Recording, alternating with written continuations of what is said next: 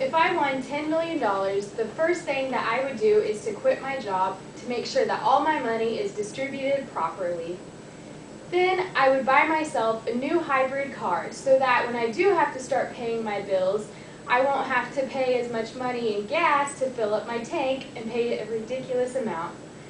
Then I would buy myself a house that's probably about 2 stories high with a wraparound porch and an underground pool in the backyard. Then I would pay back my family that has helped me so much throughout my life. I would start with my grandpa. For my grandpa, I would have him a garden of his dreams with his 6-foot-tall tomato plants and any vegetables that he could want. Then I would get him a Model A that's the exact replica of the car he lost in the tornado last year. For my grandma, she would have a flower garden with the most beautiful flowers around. Then, if one day she didn't feel like taking care of the garden, we would just hire somebody to come do it for us.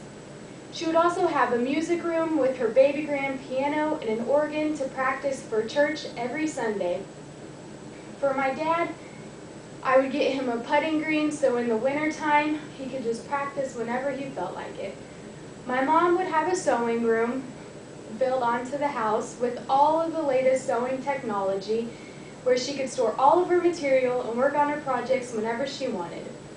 Then for my sister, I would hire her a teacher's aide that would do all the planning and all of the grading so that she would have time to travel and do whatever she wanted.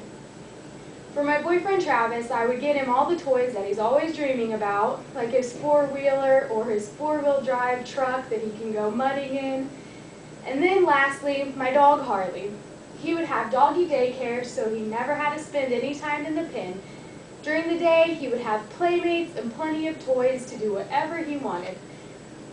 Even though $10 million is a lot of money, and it's so fun to indulge in all the luxuries of everyday life, I find it a lot more rewarding to show my appreciations to the ones that I love.